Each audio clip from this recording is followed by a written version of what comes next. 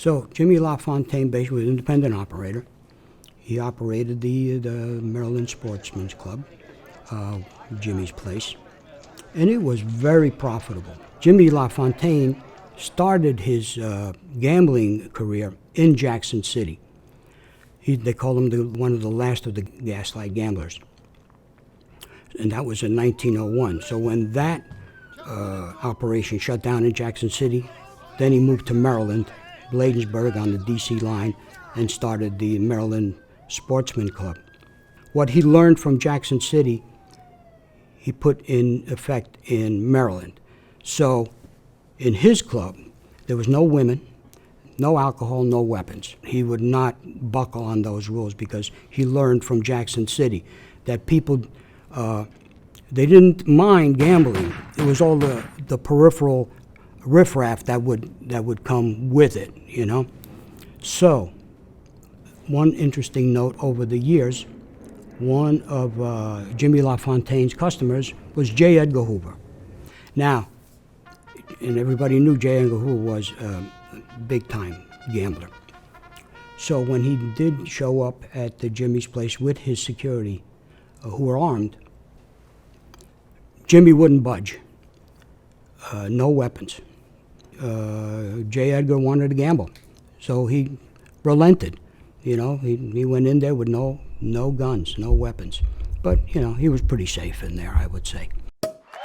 So after Prohibition, the mob that now is organized needed a new revenue stream, and they decided to muscle in on various bookmaking operations. So a Philadelphia mob called the Boo Boo Hoff mob decided to muscle in on Jimmy's operation. There were other robberies and going on in D.C. at the time that was basically the same thing, but the major one was Jimmy.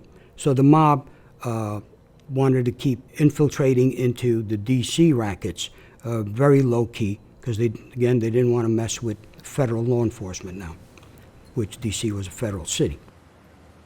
There were a lot of other independent operators around the city, but Jimmy was the big one.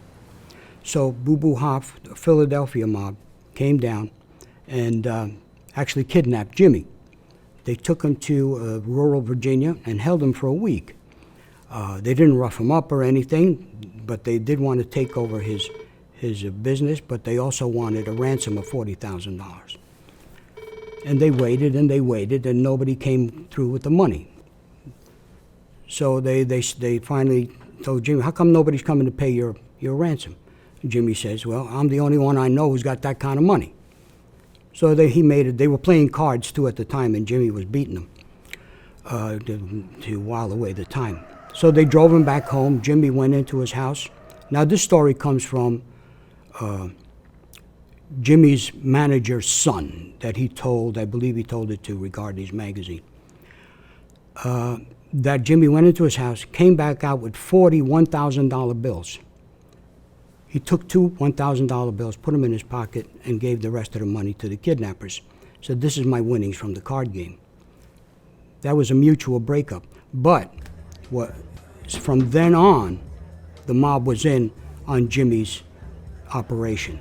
And 80% of those profits went to Philly and then, of course, up to New York. Now, that was the Boo Boo Hoff mob, was the mob that actually muscled in on Jimmy. But the man behind it is a guy by the name of Harry Nig Rosen, Harry Stromberg. So, and he was in with Lansky. So he was the conduit from Jimmy's money and other people's money to Philly to New York.